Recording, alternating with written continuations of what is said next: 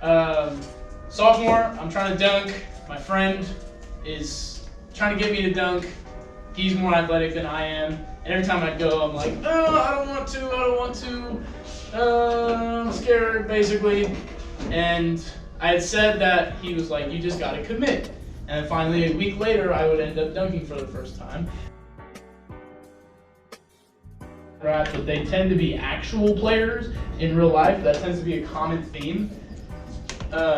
No offense to any basketball players. I don't think there are. I just play basketball. I play basketball. Okay. But from my experience of playing basketball, being around basketball players and all these players, I've heard a lot of crazy stories from sneaking out and close calls to like hooking up with people and never seeing them ever again, like really just ghosting them to the max.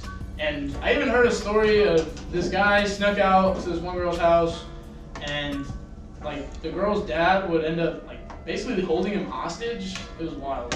So basically a lot of crazy things I've heard from these sort of player-like relationships. And if you're sitting there like, dude, I don't know any psychos like you, it's okay. Stay there.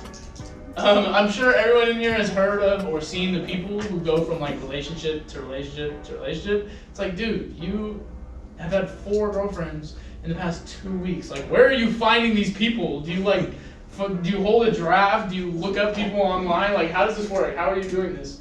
4 in a week? You're crazy. But you know, in modern day society, it's common for separation. It's common to go from relationship to relationship. It's not out of the ordinary to break up with somebody and find a new person a couple weeks later. It's not out of the ordinary to break up with somebody and then a couple months later get back together with them. I'm sure everyone's heard the statistic on marriage that 50% of marriages end in divorce. So it's not common for people to be married and then divorced. It's almost expected. So separation is not something that's just so out of the ordinary. It's expected. It's normal. It's not a weird thing to do. It's almost as though staying committed is weirder than separating, which is not intended.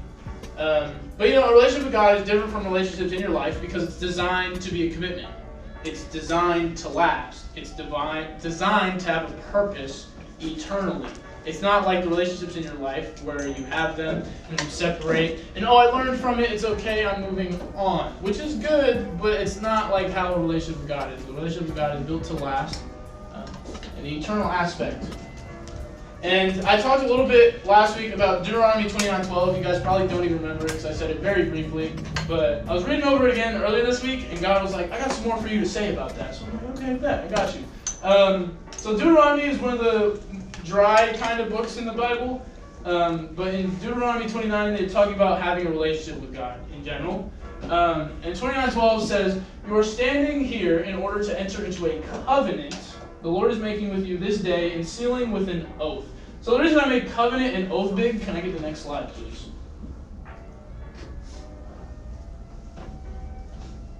There we go. So a covenant is an agreement, typically by a lease deed or other legal contract.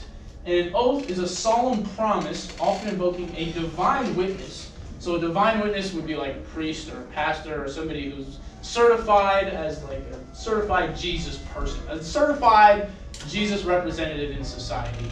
And regarding one's future actions or behaviors. Keep that in mind. Covenant, agreement, typically on paper, legally, you're bound to whatever. An oath is like a deep promise. So let's go back to Deuteronomy 29:12. So you're standing here in order to enter into a legal binding with God, sealed with a solemn, deep promise. When I think of relationships that involve paperwork, legally, and solemn, deep promises, that sounds like marriage. You're like, what? I'm getting married to God? That's crazy. But it's realistic because marriages are built to be long-lasting, lifelong. So God is saying, ultimately, if you are willing to accept me into your life, this is something that is built to last. This is something that is built to be almost like a marriage in terms of it's supposed to be forever thing.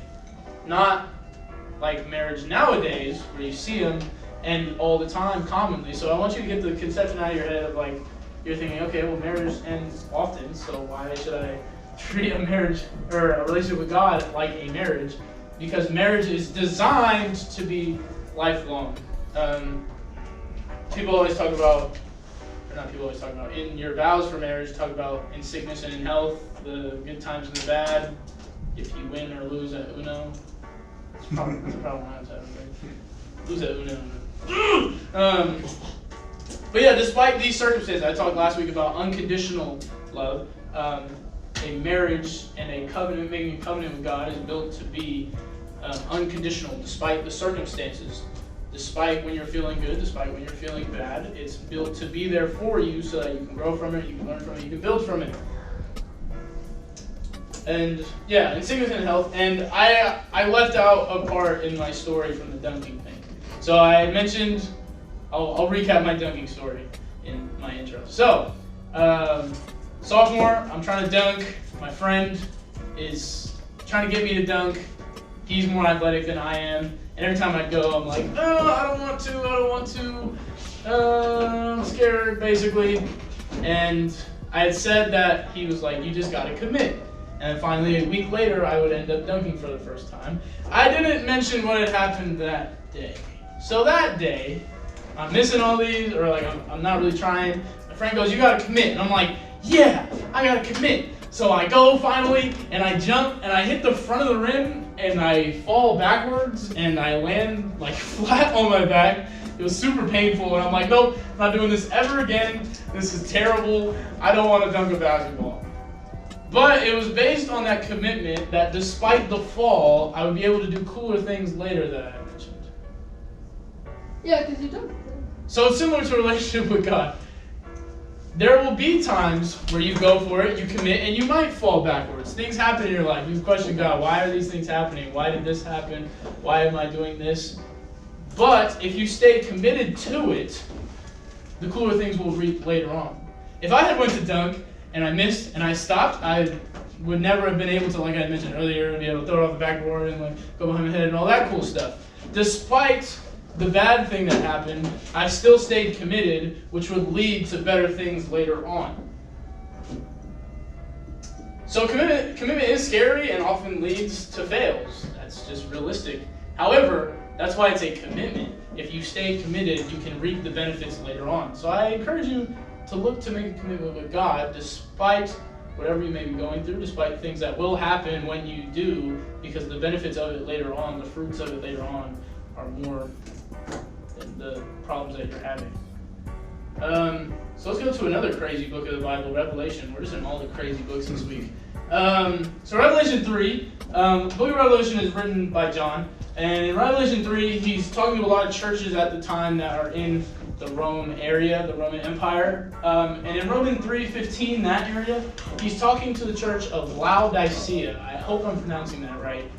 I talked last week about how I like Greek, but I didn't care enough. But yeah, Church of Laodicea. And the Church of Laodicea was very known for being wishy-washy. They could never fully commit to being Christian, based on that Christians at the time were persecuted and frowned upon by the government. And so they were kind of wishy-washy. They would one week be like, yeah, we love God like on the low. And the next week they'd see a Roman official and be like, we love the Roman gods. Yeah, those are our guys. So they could never fully commit. And so the Christian community was kind of like, bro, are you with us or not? Like, you're wishy-washy. This is weird. Just dive in already. So yeah, I just want to get to this. So John says in regards to them, the Church of Laodicea, I know your deeds, that you are neither hot nor cold. I wish you were either one or the other. So because you are lukewarm, I'm about to spit you out of my mouth. So because you will neither dive in nor not dive in, because you're in the middle, you're lukewarm, and you will not reap the benefits. Because you are lukewarm, another translation says, that you are laughed at. So if you stay in the middle of this safe comfort zone, you do not reap the benefits of commitment, either to or not to, so you can't get anything out of it. If you go to church every Sunday, show up, and get nothing from it, you just kind of come just because, and then you leave and get nothing from it, don't apply anything, don't commit to it, you don't reap the benefits of the cool things that will happen from it. You don't reap the cool things of the disciples once they committed, despite the persecution they could have faced. But since they did commit, that's when the cool things started moving. It starts with the commitment. So you're laughed at. If you're lukewarm, you're laughed at. You have to fully commit in order to reap the benefits, like I had said. Have to fully commit. Because like a relationship with God, it's not a hookup. Like it's not something that you can just go to when you're feeling like it. It's not something that you can go to when you're feeling up or feeling down or just whatever. Like, I'm feeling it today, but tomorrow I'm gonna be tired, so I'm not. It's something that has to be built into you. It's supposed to be a covenant. It's supposed to be long lasting. So yeah, don't be afraid of commitment.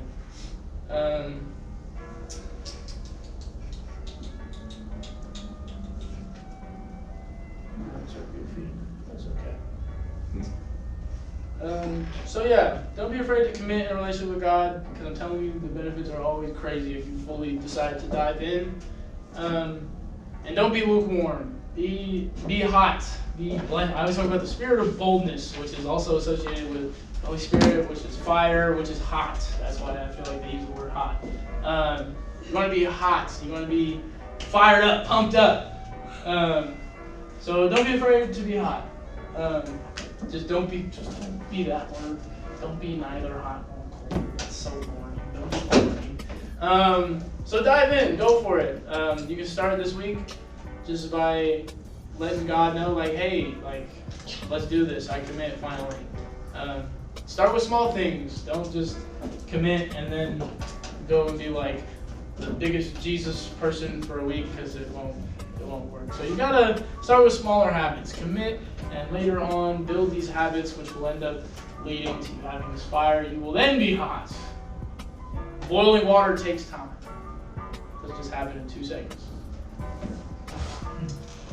So yeah, don't be afraid to dive in and be hot.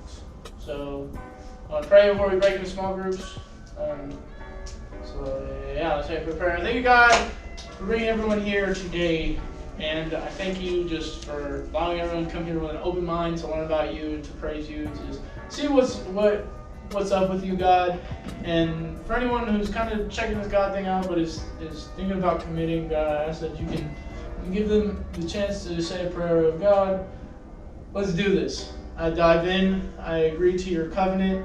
It says later in Revelation 3:20 that anyone who knocks is welcome. So I ask that you can help those people to find you, that they can be welcomed in like they're wanted to be.